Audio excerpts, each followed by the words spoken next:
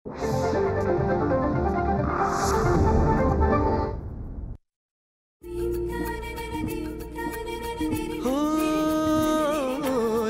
स्वरांचे बनती गाणे, साजनवानंद तराणे, रसिकांशी हे जुळते नाते घडते जेव्हा सुरेल गाणे.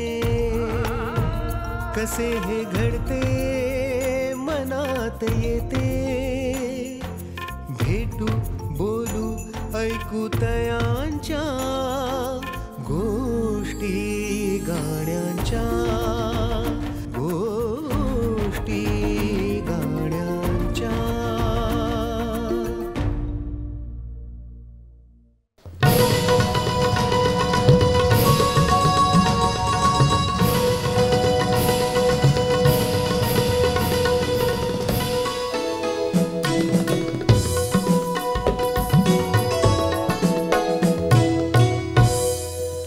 नमस्कार.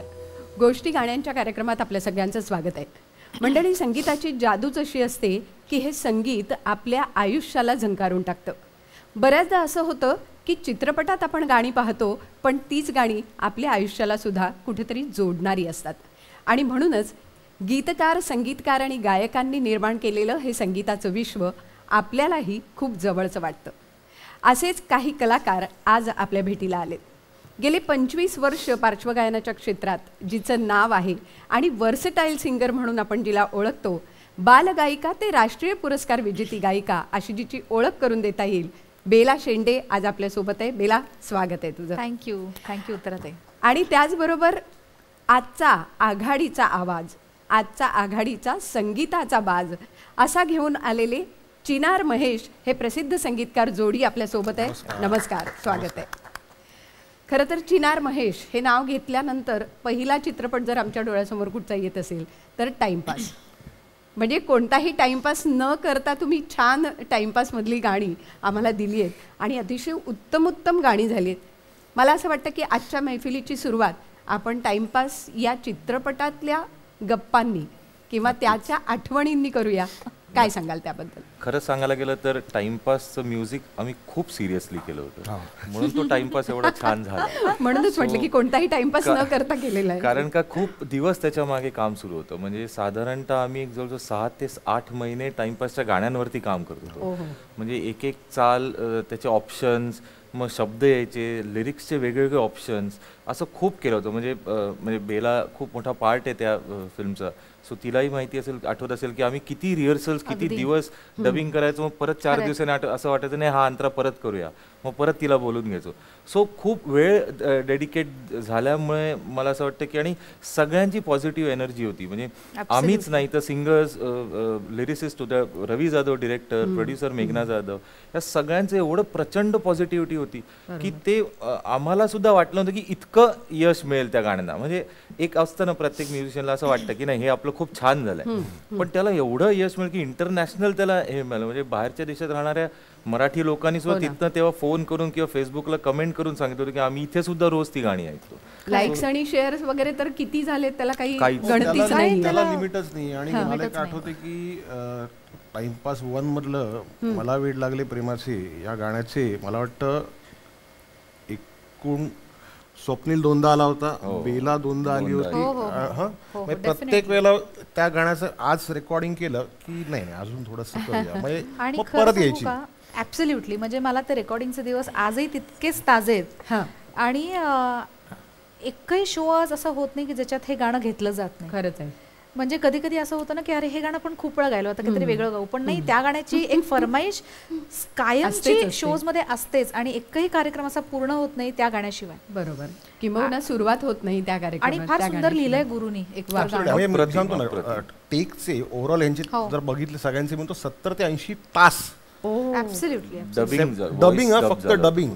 म्हणजे सगळ्यांनी जी मेहनत घेतली ना, एक तर काय मला वाटतं की उत्तम चाल तर आहेच आहे, पण त्याचबरोबर इतकं सुंदर लिहिलं गेलंय गाणं की असे लिरिक्स गाताना खूप मजा येते. बरोबर. की जेव्हा दोन्ही गोष्टींचा संगम इतका सुंदर झालेला असतो तेव्हा गायकाला अजून आनंद होतो ऑन माईक गाताना. तसंच हे गाणं आहे. आणि ते फिल्म मध्ये इतकं जेल झालेलं आहे की खरोखर तरुणाईला वेड लावणार आहे असं ते गाणं आहे. ऍक्च्युअली लव्ह सॉंगचं एक अँथम झालेलं बरोबर, आहे. एक absolute, प्रत्येक बरोबर. कार्यक्रमामध्ये, प्रत्येक शो मध्ये, प्रत्येक ठिकाणी, रील्स वरती म्हणा, सोशल मीडियावरती, प्रत्येक याच्यामध्ये आजही ते गाणं तितकंच नवीन असल्यासारखं आहे. सो पण त्यामुळेच मला वाटतं की आजही आपली मैफिलीची सुरुवात आपण मला वेड लागलेने नक्कीच करूया. नक्कीच नक्की.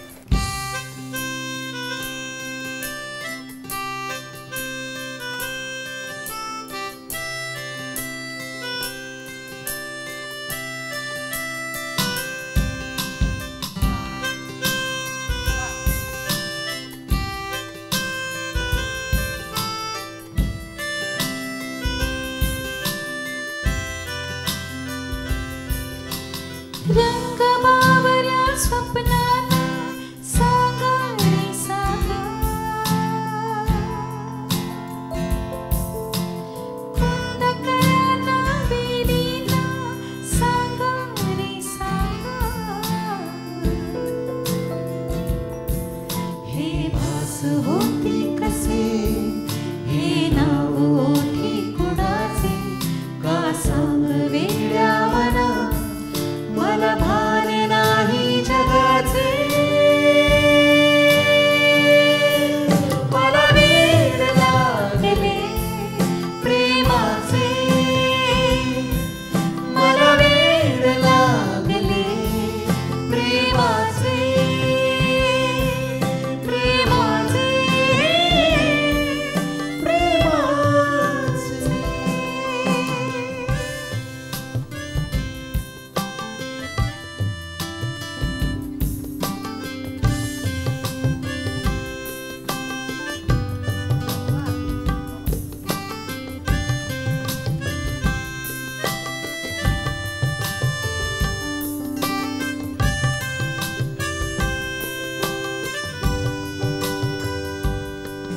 नादावला धुंदावला कधी गुंतला जीव पावला, नकळी कसा कोणामुळे सूर लागला मन मोकळा, आभास की तुझी आहे नशा,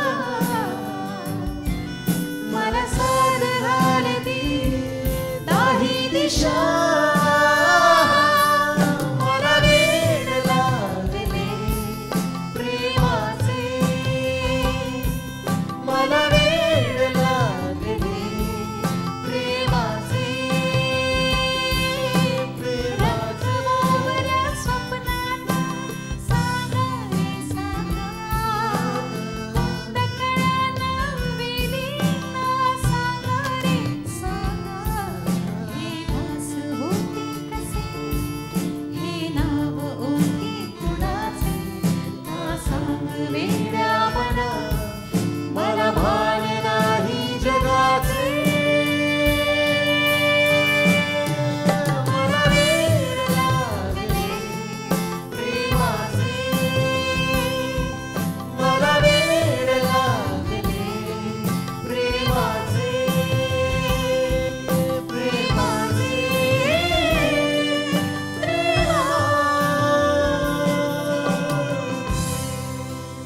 वा वा वा वा, क्या बात है. मला वाटतं फक्त तुम्हालाच नाही, पूर्ण जगाला वेड लावणारं असं हे गाणं झालं. आणि मला असं वाटतं महेश, दोन्ही गोष्टी असतात ना की एखादी कलाकृती बनते आणि मग त्यात आपण त्यातला भाग असणं हा एक महत्त्वाचा एक धागा बनून जातो आणि आपल्याला एक ते समाधान, मला वाटतं तुम्हाला तिघांनाही ते मिळालं असेल. अगदीच. पण महेश, या चित्रपटातली बाकीची गाणी पण सुंदर झाली. म्हणजे विशेषतः फुलपाखरूबद्दल मला विचारायचं की ती कविता म्हणून आम्हाला सगळ्यांना माहिती होती, पण ती मग घ्यावी आणि त्याच्यात ती प्रोसेस काय झाली नेमकी? फुलपाखरूची एक खूप मोठी गंमत आहे. म्हणजे आम्ही कॉलेजमध्ये असताना आम्ही राहतो ठाण्यात, तर ठाण्यात ठाणा कॉलेज फेमस एक कॉलेज आहे मोठं. सो तिथे आमच्या दोघांचं शिक्षण झालं, जोशी बेडेकर कॉलेज. तो तिथे आम्ही असताना आमच्या कॉलेजच्या मागेची खूप जागा आहे, जिकडे आम्ही सगळे मित्रमैत्री टाइमपास दिवसभर गप्पा मारणं, गंमत जम्मत. सो तिथे मी गिटार घेऊन बसायचो वाजवायला आणि काही मित्र आणि मी असे बसायचो. सो त्यावेळेला असं झालं होतं की तेव्हा काही कळत नव्हतं की काय गाणं म्हणणार, कुठलं. जुनी गाणी तर म्हणतोच. मग तेव्हा मी असंच एक जॅमअप करताना बालभारतीबाईची कविता होती, फुलपाखरू छान किती दिसते, त्याचं आम्ही एक रॉक व्हर्जन गायचो त्या बसल्या बसल्या. आणि ते म्हणजे असं काही त्याच्या मागे नव्हतं की ह्याचं काहीतरी पुढे गाणं होईल किंवा असं काहीतरी होईल. पण ते असं गात जायचो आणि ज्यावेळेला टाइमपास फिल्म आली त्यावेळेला असं झालं की ओपनिंग सिक्वेन्सला काहीतरी गाणं पाहिजे. सो रवी युजली आमच्या जॅमअप्सला खूप यायचा. सो आम्ही बसलो होतो आणि त्यांनी ते ऐकलं तो म्हणतो हे काय वाजवत आहे. म्हटलं अरे हे कविता आहे म्हटलं बालभारतीची. त्याला काय म्हणजे असं काही त्याला हे नाहीये, हे आपण वापरूया. बरं. गोष्टी गाण्यांच्या. बेसिकली काय होतं की हा आर्ट्सला होता, मी कॉमर्सला होतो. ओके. आणि एका कॉमन फ्रेंड थ्रू आमची ती ओळख झाली. आणि मला म्हणजे आमच्या इथे नवरंग फेस्टिवल व्हायचा, कॉलेज फेस्टिवल जो असतो. बरोबर. तर मी कॉलेजमध्ये गायचो, एक हौशी गायक म्हणून गायचो. तर मला कोणीतरी एक गिटारिस्ट हवा होता आणि हा त्याला जस्ट गिटार शिकला होता आणि ह्याला कोणतरी गायक हवा होता साथीला. आणि अशी म्हणजे लिटरली हे त्या मित्राचे खरंच धन्यवाद, कारण त्याने आमची ओळख करून दिली. आम्ही एकमेकांना तोपर्यंत ओळखतही नव्हतो.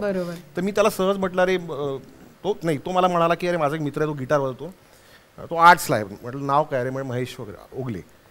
म्हटलं अरे मला गिटारीची गरज आहे. आणि अशी आमची ओळख झाली. आणि त्यावेळेला संगीतकार वगैरे काय लांबचीच गोष्ट झाली, पण जसं महेश आता बोलला की कट्ट्यावर बसून आम्ही आमचीच गाणी शब्दाला शब्द जोडवत काहीतरी यमक गाणी करायचं. तर त्याच्यातनं फुलपाखरू ही कविता असे एक थॉट आमच्या डोक्यात आला की याला आपण रॉक, कारण त्या नवरंगमध्ये आपल्याला परफॉर्म करायचं त्या फेस्टिवलमध्ये.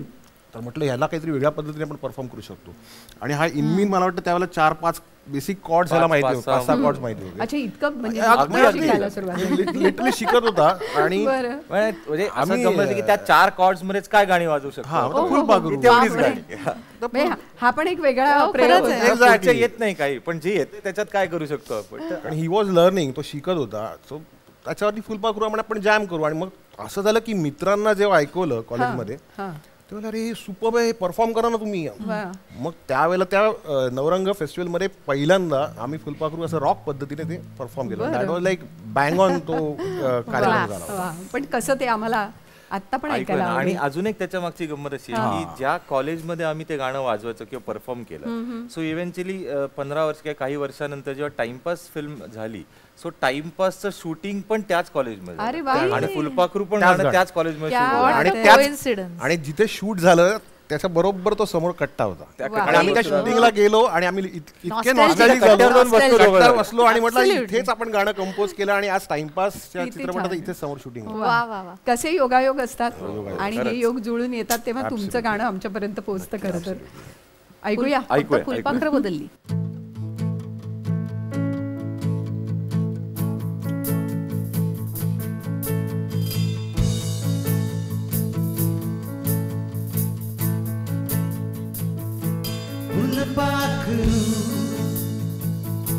फुलपाखरू छान किती दिसते. फुलपाखरू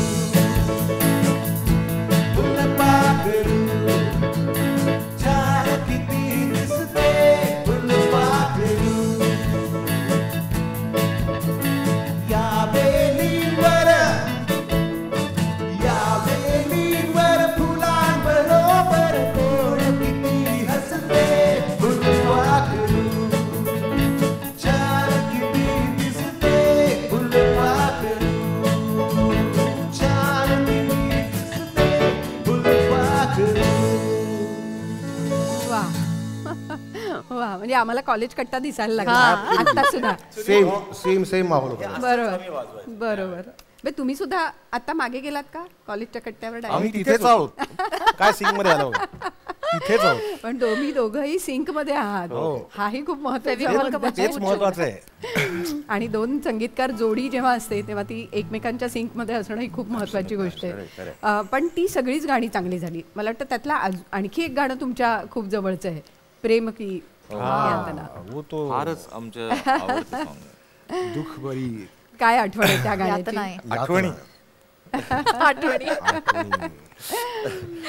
ऍक्च्युली त्याची आमच्याकडे एक ट्यून आपण ऑलरेडी केली होती. सो आम्ही एक आमचेच काही शब्द होते त्याच्यावरती आम्ही ऑलरेडी ट्यून कंपोज केली होती. आणि मग रवी आला आणि मग मला वाटतं ते गाणं खूप नंतर फिल्ममध्ये आलं, कारण सुरुवातीला ते मे बी त्याची सिच्युएशन नव्हती. आणि नंतर मग रवी एकदा आला होता स्टुडिओवरती आणि बोला की अजून एक सिच्युएशन येते, मला एक सॅड सॉन्ग हवं आहे. म्हणजे ठीक आहे करतो. तर अचानक महेशला काय सुचलं माहीत नाही, बोला अरे आपण आठवते का आपण एक ट्यून केली होती, छानशी एक ट्यून केली होती आणि त्यावेळेला ती सॅड नव्हती. म्हणजे जर ते गाणं ऐकलं जर त्यातले जर शब्द जर काढले तर ती चाल काय अशी म्हणजे सॅड सॉंगची चाल नाही. It is a very soft song, छानसं गोड गाणं आहे. त्याच्यामध्ये मग ते शब्द तसे लिहिले गेले. सो रवीला असं ऐकवलं की बाबा आमच्याकडे एक गाणं आहे, सॅड वगैरे असं काही डोक्यात ठरून केलेलं नाही, गाणं आम्ही कंपोज केलेलं आहे आणि बघ तुला आवडते का. आणि त्याला आम्ही आमच्याच डमी शब्दांमध्ये असं ऐकवलं. अरे मला सॉलिड आवडले, ह्याच्यात वाईब आहे. म्हटलं ठीक आहे. मग शब्द वगैरे झाले, मंगेशने शब्द लिहिले, मंगेश कांगण्याने शब्द लिहिले आणि रेकॉर्डिंग करूया. तर मग म्हटलं ठीक आहे रेकॉर्ड करूया. तर मी आपला याचा बेसिक ट्रॅक आमचा होता, गिटार वगैरे रेकॉर्ड केली होती, एक बेस लाईन होती, बस बाकी काही नव्हतं. तर काय तरीशी मूड लागला माझा माहित नाही मला. माझा एक तर घसा बसला होता आणि म्हटलं चल मी युजली काय करतो, क्यू ट्रॅक्स करतो. म्हणजे मोठे जे गायक येतात, मोठे जे गायक येतात त्यांच्यासाठी सोपं पडावं म्हणून मी माझा क्यू गातो. फर्स्ट सोलो सॉन्ग म्हणजे डेब्यू म्हणू शकता तुम्ही. हो, प्लेबॅक मधलं. तर मी क्यू गाऊन ठेवला होता आणि मी माझ्या फील नाही गायला. रवी याला ऐकलं गाणं बरे मस्त आहे वगैरे. म्हटलं हो ठीक आहे आता डबिंग करूया कोणाच्या आवाज. म्हटलं ठरूया सिंगर. रवी बोला नाही सिंगर बिंगर काही चेंज नाही करायचं, तुझाच आवाज ठेवायचा. म्हटलं अरे काय मी असंच गायलंय. म्हटलं अरे सहज गायलंय. म्हटलं काही नाही. म्हटलं आणि माझा आवाज इतकं सुंदर होऊन पण तुम्हाला त्या सहजतेमध्येच फील आहे, त्याच्यामध्येच दर्द आहे. आणि एक मला अजूनही आठवतंय की मी ऍक्च्युली काही ठिकाणी आवाज खर वगैरे अशी होती, तर मी ते परत रीडअप केलं रवीला न सांगता. आणि रवीला त्याला टोटल नव्हती आणि ते रीडअप केलं आणि त्याला चांगलं केलं. तो आला आणि बोला हे ते नाहीये, ते नाहीये, हे चांगलं आहे, हे नको आहे, तेच आहे, तेच हवं आहे. बरोबर त्याने पकडलं ते की नाही हे चेंज करायचं. डब केलंस का. म्हटलं हो मी परत डब केलं, मला ते योग्य वाटत नव्हतं. नाही मला तेच हवंय जे तू ओरिजिनल गायला होतास. बघा कधी कधी सहज सुंदर होऊन जातं. सो बेसिकली मी खरं सांगतो, म्हणजे जसं आता उलट आहे, मला वेड लागले प्रेमासीवरती इतके तास गेले आणि प्रेम की यातनं हे काहीच काही नाही, असं अर्धा तासात मी गाऊन मोकळा झालो होतो आणि तेच फायनल आहे. ट्रॅक मध्ये काहीच नाही, एक गिटार जे पार्ट्स वाजवलेत मी आणि याचा व्हॉइस एवढंच आहे ट्रॅक, दुसरं काहीच नाही. ऐकूया आज त्याची झलक.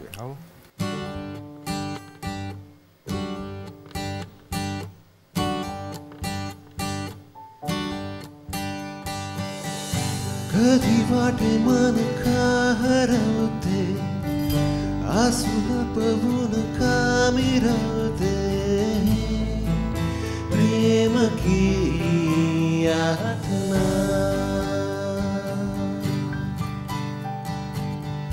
नवे नाते रोज गोड भेटे, आता सजनाव येता ओठी है, प्रेम की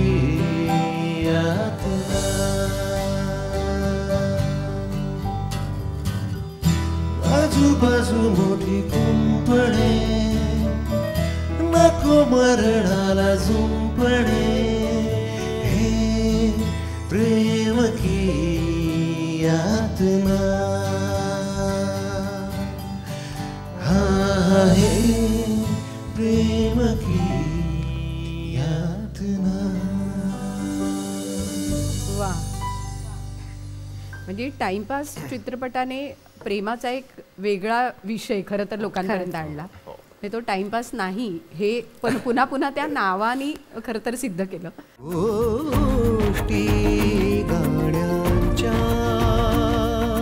हा जो प्रेमाचा भाग आहे ना, तो सगळ्या चित्रपटांमधनं आपल्याला तसा थोडासा वेगळ्या वेगळ्या पद्धतीने, कधी विरहामध्ये, कधी प्रेमामध्ये, कधी आनंद व्यक्त करत, म्हणजे वेगवेगळ्या भावना कुठेतरी या सगळ्या गाण्यांमध्ये दिसतात.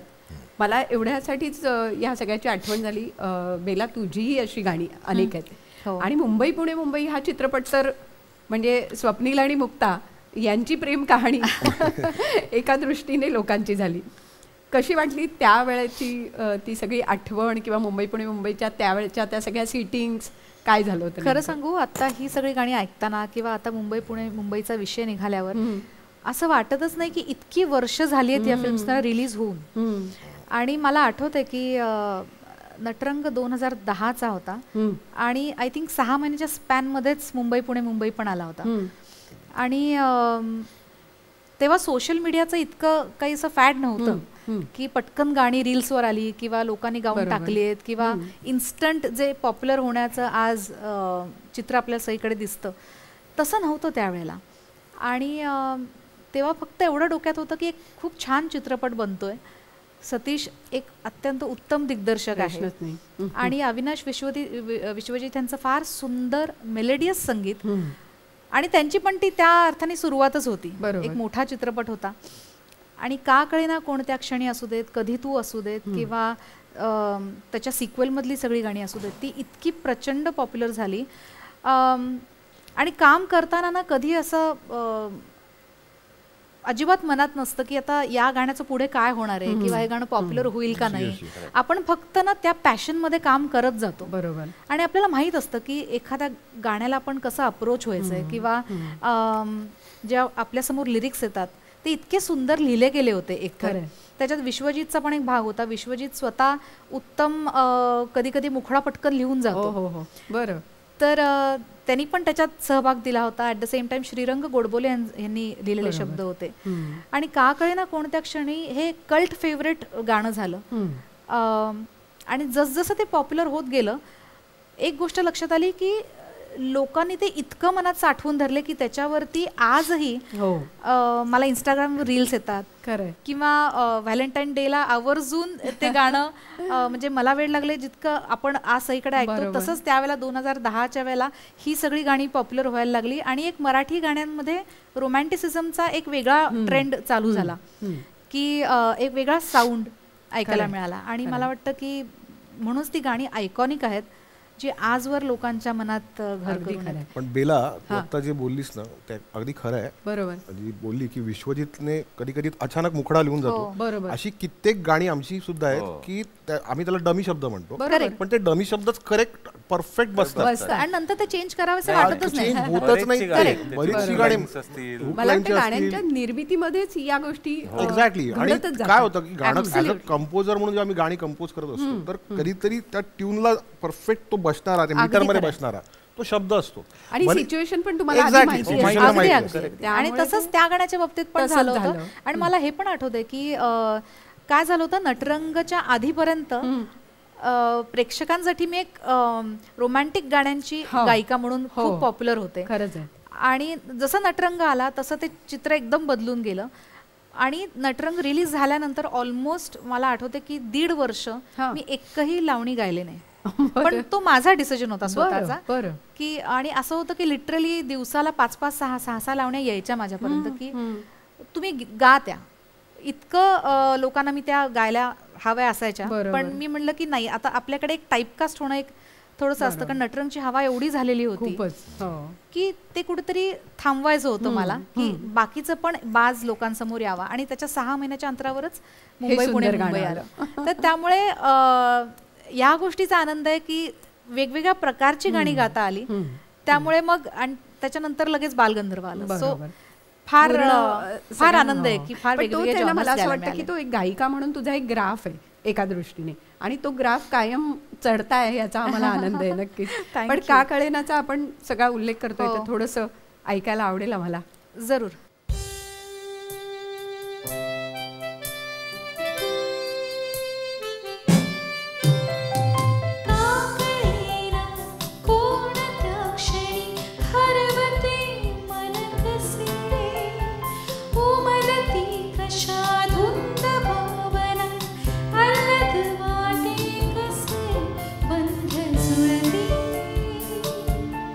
हे प्रीतीचे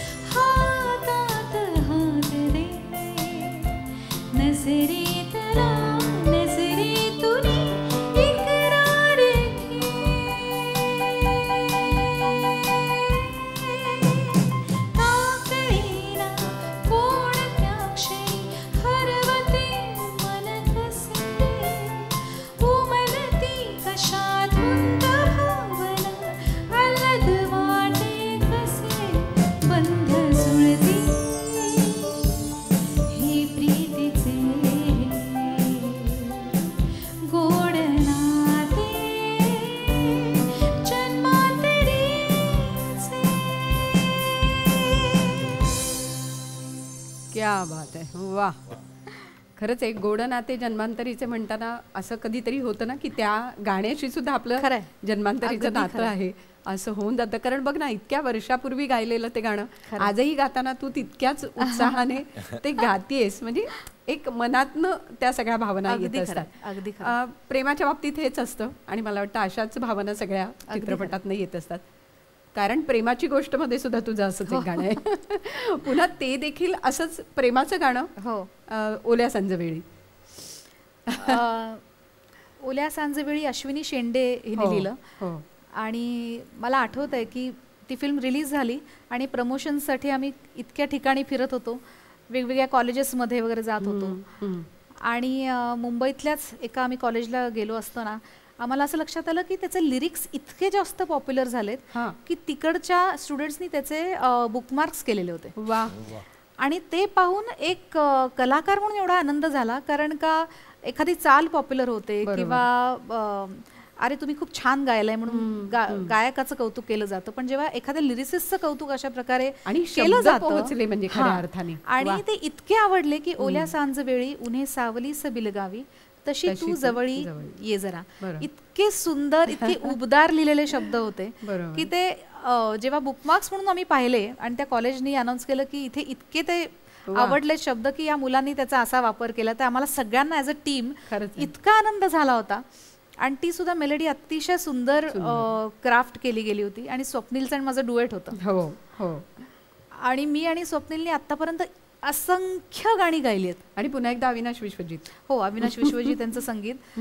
आणि आता स्वप्नीलचं आणि माझं तर असं झालंय की तो काय गाणार आहे टेकला हे माहीत असतं, बरोबर, किंवा त्यालाही माहीत असतं की साधारण ही जर आधी गाऊन गेली तर मी काय करीन त्या गाण्यामध्ये.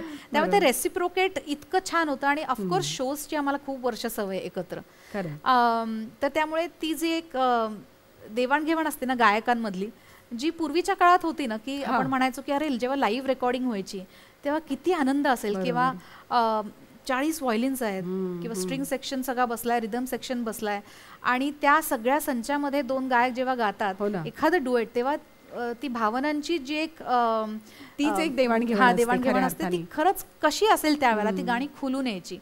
मला वाटतं ते आम्ही सगळे लोक आता मी डेफिनेटली मिस करतो की एखादं काय म्हणतात त्याला खट्याळ गाणं असेल. असं वाटतं का की एखादं गाणं तरी असं ड्युएट एकत्र व्हावं? हो, डेफिनेटली वाटतं. कधी कधी स्वप्नीलने आणि मी हे केलंय, ओके, पण फार क्वचित. पण आता आम्ही एकमेकांना इतके ओळखतो ॲज सिंगर्स की एकत्र नाही, ते जरी नसेल तरी काय होतं की तो काय करणार आहे माईकच्या वेळेला गाताना ऑन स्टेज किंवा ऑन माईक, हे थोडं थोडं माहीत असतं. आणि बरेच वेळा असंही होतं की आम्ही स्टेजवरती गातोय, रिहर्सल वगैरे काही झालेलं नाही, एखादं नवीन डुएट आम्ही सादर करतोय आमचं, पण ते फर्स्ट टाइम ऑन स्टेज सादर करतोय. आणि स्टेजवरती काय होतं, आम्ही वेगवेगळ्या जागा फाइंड आउट करतो एखाद्या गाण्यामध्ये, किंवा आज काय वेगळं करूया असं काहीतरी मनात चालू असतं. आणि खूप वेळा असं झालंय की आम्ही दोघांनी सेम जागा घेतल्यात, ओहो असंही झालंय. आणि तेव्हा आम्ही एकमेकांकडे आश्चर्यचकितून बघायचो की अरे हेच तुझ्याही डोक्यात होतं असं. तर ते एक मला वाटतं यालाच ट्युनिंग म्हणतात. हा, त्यालाच ट्युनिंग म्हणतात. तर इतकं सुंदर गाणं. वा. आणि प्रेमाची गोष्ट म्हणजे ते पिक्चराइज झालं, ते सुद्धा पिक्चर पण फार सुंदर होतं. अतुल आणि म्हणजे त्यांच्या दोघांवर इतके बघताना सुंदर वाटलं होतं ते गाणं. आणि चित्रपट पण फार सुरेख होता. आणि सगळंच जुळून आलं होतं, म्हणजे कुंडली सगळ्यांची जमली म्हणतात ना तसं. मला वाटतं आताही संध्याकाळची वेळ आहे, तर आम्हालाही चिंब भिजायला आवडेल त्या सुरामध्ये. मुखडा ऐकवते त्याचा, नक्की. ते डुएट आहे कारण. सो ओल्या सांजवेळी उन्हे सावलीस बिलगावी तशी तू जवळी ये जरा. कोऱ्या कागदाची कविता जशी भावी तशी तू हलके बोलना. आभाळ खाली झुके, पावलांखाली धुके, आभाळ खाली झुके,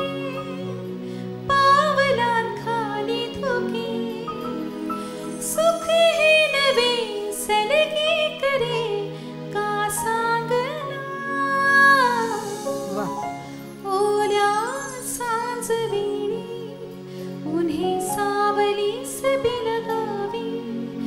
येशील तू जवळी जरा. आ हा हा बेला सुंदर. क्या बात आहे बेला.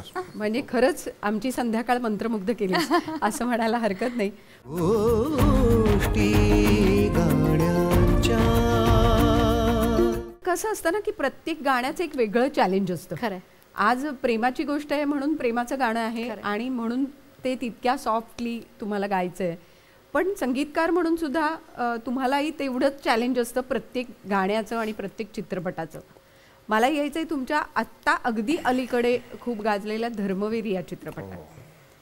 म्हणजे एका बाजूला ह्या अशा प्रेमाच्या गोष्टी असतात आणि त्यातनं एखादा चित्रपट बनतो, तर एका बाजूला धर्मवीर सारखा चित्रपट बनतो आणि जो अतिशय उत्तम म्हणजे पिक्चराइज उत्तम झालाय, गाणी उत्तम झाली आहेत. सो हा जे उत्तम कलाकृती हा जो भाग असतो तो करताना, गाणी करताना धर्मवीरची काय चॅलेंज होतं, विशेषतः हा माझा आनंद. हा चित्रपट बेसिकली आमच्यासाठी खूप वेगळा चित्रपट आहे, म्हणजे नुसता एक चित्रपट नाही. बरोबर. कारण आम्ही ठाणेकर असल्यामुळे आम्ही दिघे साहेबांना लहानपणापासून पाहिलेलं आहे. सो त्यामुळे त्यांचं खूप जवळनं म्हणजे आम्ही राहतो तिथून अगदी 5 मिनिटावर त्यांचं ते आनंद आश्रम जे फिल्ममध्ये दाखवलेलं आहे. सो आम्ही असंख्य वेळा त्यांना पाहिलेलं आहे. आणि ज्यावेळेला हा चित्रपट होणार होता, त्याच्या आधी मंगेश देसाई जे आपले निर्माते आहेत या फिल्मचे, त्यांचा आम्हाला फोन आला की असे जे 2 सिच्युएशन आहेत आणि ट्यून करून द्या, एक पॉलिटिकल बेस्ड फिल्म आहे, बायोपिक आहे. तोपर्यंत आम्हाला काहीच माहित नव्हतं काय. कुणावर फिल्म आहे? नाही, आम्ही एक जे एक देवीचं गाणं एक होतं आणि अजून एक असं त्यांनी सांगितलं. सो आम्ही गाणं एक नुसते चाल बनवलं. जेव्हा त्यांनी सांगितलं आम्हाला की हे कोणावर होणार, सो मग त्यावेळेला आम्हाला त्याचं सिरियसनेस आणि त्याचं काय म्हणतात त्याला एक त्यातलं हेवीनेस कळून आलं की अरे नाही, हे काहीतरी फार भन्नाट होणार आहे. आणि मग त्याच्या पुढे ते सगळं काम सुरू झालं. तर त्यावेळेला देवीचं गाणं पहिले जे झालं, जे आई जगदंबे, सो ती ऍक्च्युली बऱ्याच लोकांना माहित झालं की त्यांनी खूप वर्षापूर्वी 80च्या दशकात ती देवीच तेव्हा तिकडचं दांडिया किंवा हे सगळं सुरू केलं होतं त्यावेळेला. आणि त्यावेळेला ते लाईव्ह दाखवलं जायचं दूरदर्शनवरती. त्यावेळेला ते दाखवलं जायचं. सो त्यामुळे त्याचं एक वेगळं महत्व होतं, त्या फिल्मच्या दृष्टीने एक वेगळं महत्व, त्या कॅरेक्टरच्या दृष्टीने त्यांच्या. आणि आनंद हरपला तिचं गंमत जी काय, मला अजून एक सांगायचं वाटतं इथे की धर्मवीर हा चित्रपट हे आमच्यासाठी प्रोजेक्ट म्हणून कधीच नव्हतं. बरोबर आहे. जेव्हा मला कळलं हे दिघे साहेबांवरती ही फिल्म बनते आहे, त्यावेळेला ही आमची ठाणेकर म्हणून एक जबाबदारी होती की ज्या देवीला, म्हणजे महेश लहान असताना, मी लहान असताना, आम्ही एकमेकांना ओळखत नव्हतो ऑब्वियस आहे, पण ज्या देवीला आपण लहानपणी दर्शनाला त्या लाईनीत उभं राहायचो, त्या रांगेत उभं राहायचो, आई बाबांचा हात धरून उभं राहायचो, त्या देवीचं दर्शन घ्यायचो, तो एवढा सुंदर त्याचा आरास बघायचो, त्याचं एवढं म्हणजे त्या काळी तितकंच ब्युटिफिकेशन त्याचं केलं जायचं. त्या दांडियाला मी जायचो, त्याला तर रात्री 4 वाजेपर्यंत दांडिया करायचो, त्याला ते लिमिट्स नव्हते. सो ज्या देवीला आपण आपल्या आई वडिलांसोबत गेलेलो आहोत, दरवर्षी जायचो लहानपणी, त्या देवीचं आपल्याला गाणं आलेलं आहे, दिघे साहेबांच्या चित्रपटाचं आपल्याला म्युझिक करायचं आहे. सो म्हणजे ह्या जसं तुम्ही आता प्रश्न विचारला की जी जॉब म्हणजे हा चित्रपट हा बेसिकली आमच्यासाठी अजून एक प्रोजेक्ट आहे, या प्रोजेक्टमध्ये 4 गाणी आहेत किंवा 2 गाणी आहेत, हे नव्हतंच. हे आमच्या पहिल्यापासून भावना या कम्प्लिटली वेगळ्या होत्या की ॲज अ आपली जबाबदारी आपल्याला त्यांच्यासाठी बेस्ट ऑफ द बेस्ट करायचं, म्हणून प्रत्येक गोष्टीचं खूप डिटेलिंगमध्ये काम करण्यात आलं. पण निवड पण तुमची झाली, हा आमचा म्हणजे खरंच हे आमचं भाग्य आहे. ठाण्यात राहून ठाणेकर असून दिघे साहेबांच्या चित्रपटाचं आम्हाला म्युझिक करायला. आणि आनंद हरपलाला ती जी एक आर्तता आहे ना त्यातली, ती तुम्ही जी व्यक्त केली आहे स्वरातनं, अप्रतिम. ऍक्च्युली गंमत आहे की आनंद हरपला हे गाणं मुळात चित्रपटात नव्हतं. बरं. म्हणजे फिल्म जेव्हा ते शॉर्ट्स त्यांनी शूट केले त्याला गाणं नव्हतं, बरं, नुसते शूट केलं होतं. मंगेश कांगणेने आई जगदंबे गाणं लिहिलं, तर ते देवीचं गाणं होतं ऑब्वियस आहे. तर त्याला कुठेतरी ते मनात असं फील होत होतं की आपण देवीचं गाणं ते लिहिलं, पण दिघे साहेबांच्या चित्रपटाचं आपण लिखाण करतोय आणि दिघे साहेबांबद्दल काहीच बोलत नाही होत, देवीबद्दल बोलतोय. तर त्याने आम्हाला न सांगता ते गाणं लिहिलं. आम्हाला काहीच नाही, दोघांना टोटल नाही, कल्पना नाही. त्याने ते डायरेक्ट प्रवीण तरडेला ऐकवलं, प्रवीणला ऐकवलं. प्रवीणने सांगितलं ह्याच्यातनं या दोघांना सांगा काना मात्राही बदलायची नाही, असंच्या असं हवं, एक शब्द नाही बदलायचा, त्यांना सांगा दोघांना मला निरोप द्या. आणि त्याच्यानंतर मंगेशने आम्हाला फोन केला की एक आपल्याला गाणं करायचं आहे आणि ते प्रवीण सरांनी फायनल वगैरे केलं. म्हटलं कुठलं गाणं? अरे मी एक लिहिलंय गाणं. आणि मग असं करत तो अख्खं गाणं घेऊन स्टुडिओवरती आला. बरं. आणि ते गाणं नव्हतं, ते महाकाव्य होतं, कारण 3 पानांचं तिने अख्खं लिहिलं होतं. 4 कडवी 4 कडवी होती. त्याची. म्हटलं 4 कडवी लिहिली. म्हटलं मंगेश, म्हटलं तू आम्हाला काही सांगितलं नाही, बरं त्याचं मीटर काय, चेंजेस काय करायचं तू नाही म्हणे, मला जे वाटलं दिलं. पण त्याने ज्या पद्धतीने ते लिहिलं, जे लिखाण होतं ते गुजबम्स, लिटरली गुजबम्स. आणि मग तेव्हा आम्ही ठरवलं की नाही पण याला कंपोज करूया. आणि प्रवीणने सांगितलं एक शब्द काना मात्र पण बदलायची. आणि मग त्याच्यानंतर ते गाणं बनलेलं आहे. आणि त्याची रेकॉर्डिंगचा किस्सा सांगू. हा म्हणजे असं झालं की दोन्ही गाण्यांना रादर की सिंगरच फायनल होत नव्हता की कोणी गायचं.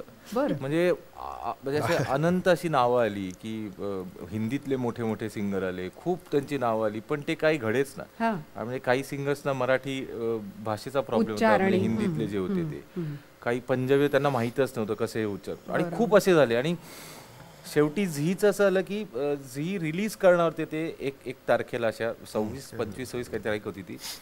आणि ते युट्यूबला अख्खा तो जुकबॉक्स रिलीज होणार होता. आणि आमचं गाणं अजून गाऊन रेडी नव्हतं, ट्रॅक रेडी आहे, कॉम्पोजिशन रेडी आहे, एव्हरीथिंग इज रेडी, लाईव्ह करून झालंय. आणि सौरभ साळुंके जो पुण्यात असतो, तर फायनली दुपारी 2 वाजता मी त्याला फोन केला आणि म्हटलं अरे काय करतोयस? तर मला म्हटलं दादा काहीच नाही, घरीच आहे. म्हटलं आहेस तसा गाडीत बस, कॅबमध्ये आणि ठाण्याला ये. आहेस तसा म्हटलं जसं आणि ताबडतोब म्हटलं इमिजिएट कॅब बुक कर, आणि काही खाल्लं नसेल तर रस्त्यात घे पार्सल आणि इकडे ये. आणि तो संध्याकाळी 6 वाजता आला. हाफ एन आवर त्यांनी रेस्ट केल्यानंतर 6:30ला आम्ही डबिंग सुरू केलं. तर जवळजवळ रात्री 1 वाजता त्याचं डबिंग झालं. आम्ही ते मिक्स करून पहाटे 4-4:30ला प्रवीणला आणि यांना ऐकायला पाठवलं. आणि फक्त सकाळी आम्ही गेलोच काहीतरी 5ला घरी. तो मी 8-8:30ला एकदा मला जाग येईल तर फक्त मेसेज बघितला तर प्रवीणचा सगळ्यांचा मेसेज होता की अरे जिंकलंस वगैरे असे सगळे मेसेज होते. मी ते बघितलं आणि परत झोपलो. सार्थक झालं. तर ते असा तो अगदी लास्ट मुमेंटला झालं ते गाणं. पण त्या मुलाने सौरभने जे खूप घाईत केलेलं काम इतकं चांगलं होऊन जातं, कमाल गायला त्यांनी. म्हणजे ती फिल्म रिलीज झाल्यानंतर आम्ही बऱ्याचशा थिएटर्सला जायचो, वेगवेगळ्या थिएटरला रिस्पॉन्स बघायला कसं आहे. सो अख्खच्या अख्खं थिएटर रडताना आम्ही ऐकलेलं. अगदी इव्हन पुण्यात प्रीमियर झाला तर पुण्यात अख्खं थिएटर 350-400 लोक ढसाढसा रडत होती ते गाणं. तर ते ॲटमॉस्फिअरच असं तयार केलं तुम्ही. आणि सूर म्हणजे दिग्दर्शक आणि संगीत दिग्दर्शक असं दोघांचं यश. आणि प्रसादचं म्हणणं आहे की सगळ्यांचं म्हणणं आहे, कारण जसं मी म्हटलं की हे गाणं चित्रपटात नव्हतंच. बरोबर. आणि जेव्हा हे गाणं झालं त्या सगळ्यांचं हेच म्हणणं आलं की हे गाणं झालं म्हणून त्या चित्रपटाचा एक प्रॉपर शेवट मिळाला. सो हे गाणं खूप नंतर आलं. आणि थोडी झलक ऐकायला हवी आता. ऐकूया नक्की.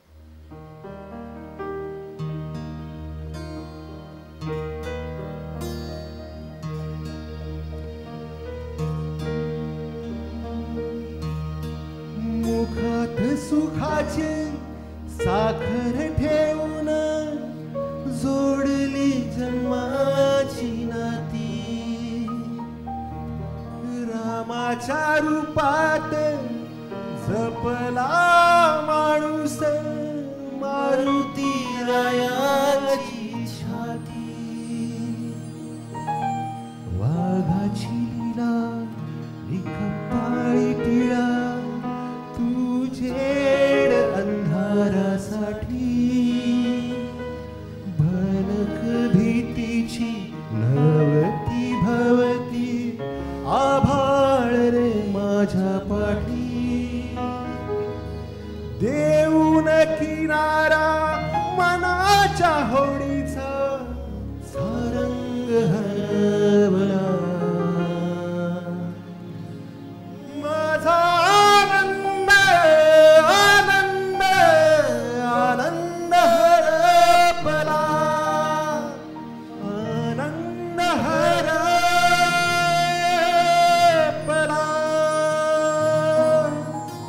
बापरे. अप्रतिम. खरं तर कधी कधी निशब्द करून जाणारे असे जे स्वर असतात तसे कुठेतरी आज हे जाणवले. गोष्टी गाण्यांच्या.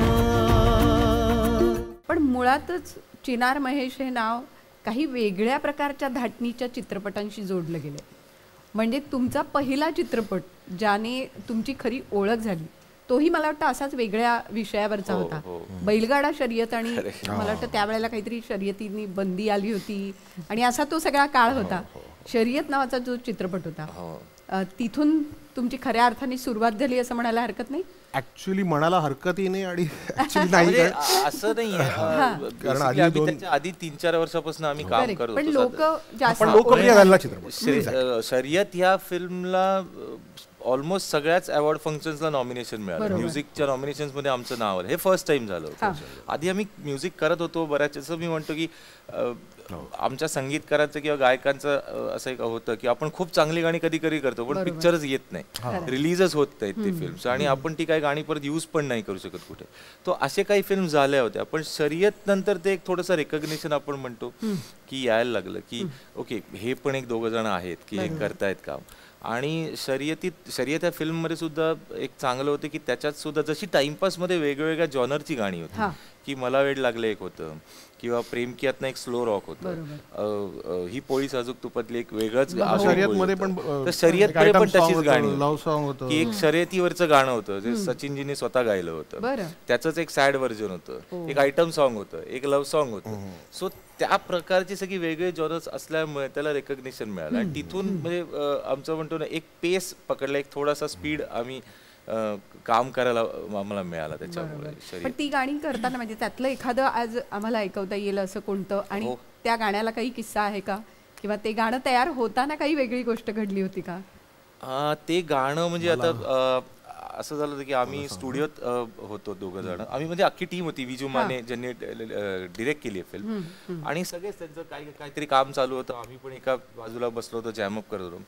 सो असं झालं की आम्ही काहीतरी हे असं फर्स्ट टाइम झालं असेल त्यावेळेला, त्यानंतर बऱ्याच वेळ झालं पण आम्ही काहीतरी गुणगुणतोय आणि विजू आला आणि विजू म्हणला रे हे काय गात आहे. सो आम्ही म्हटलं रे नाही असंच काहीतरी गुणगुणतोय. तो म्हणतो रे मस्त आहे, मी याच्यावर शब्द लिहितो आणि तो उत्तम कवी पण आहे, लेखक पण आहे विजू. तो विजूनी इन्स्टंट तिकडे 5 मिनिटात त्याच्यावर शब्द लिहिले होते आणि तो अख्खा मुखडा जवळजवळ 5 ते 8 मिनिटात तो अख्खा मुखडा तयार झाला होता.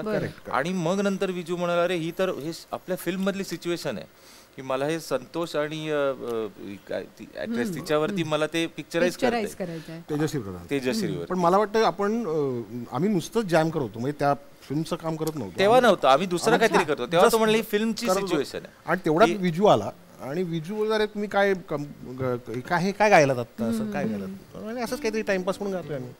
आणि त्याच्यात आणि तो आम्ही इथे असं दोघं, जसे आमची सवय आहे की चल सुरू कर तू गा, गिटारवरती आपण करूया.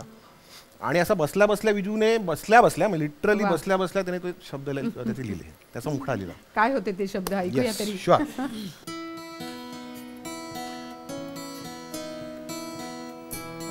इथे विजू आला आणि आम्ही गातो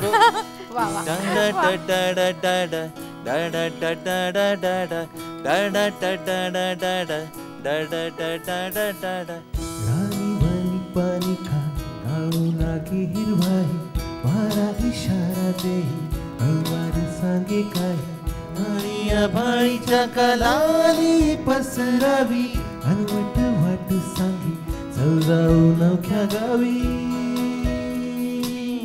नाही वर्षातही मृदगंध आला कसा,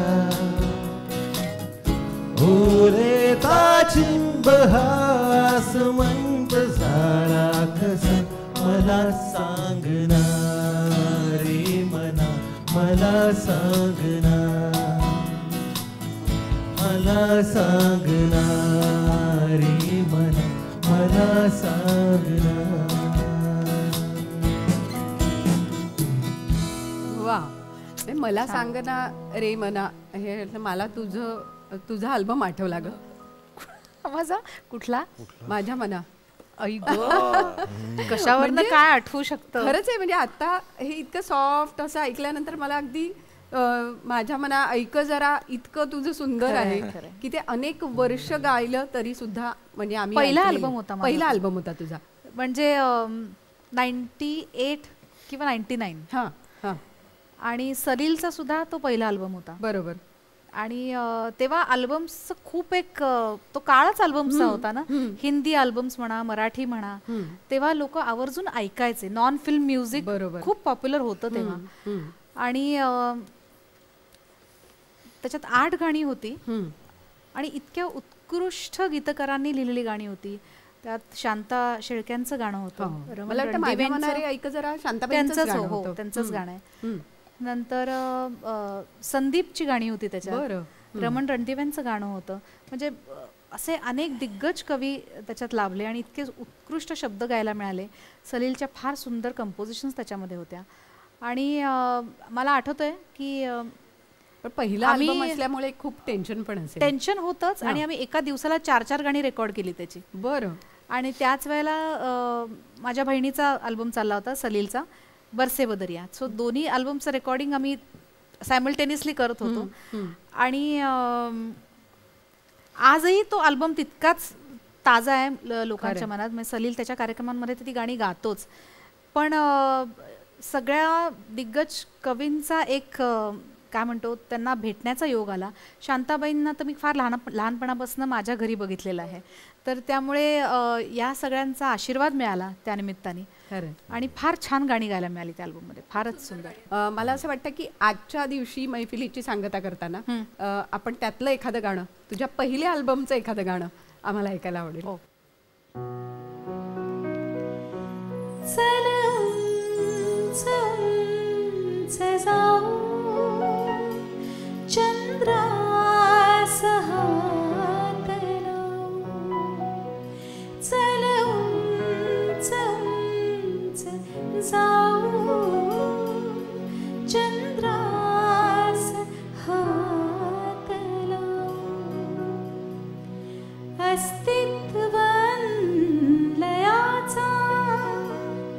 झुलला झुला जिथून दिसतात त्या धरेच्या साऱ्या कला इथून. चल आपुलेच असणे आता दुरून पाहू. चल उंच उंच जाऊ चंद्रास हात लावू. चल उंच उंच जाऊ चंद्रास हात लावू. क्या बात आहे. वाह वाह वाह, क्या बात. खरं तर बेला, इतकं सुंदर. आणि चंद्राचा हात लावू हे प्रत्येकालाच वाटत असतं. आणि मला असं वाटतं की तुम्ही तिघही आज या क्षेत्रात काम करताय, तर तुमच्या करिअरचा झोका जो आहे तो असाच उंच जाऊ दे आणि त्या आकाशाला गवसणी घालण्याचा प्रयत्न प्रत्येक कलाकार करत असतो.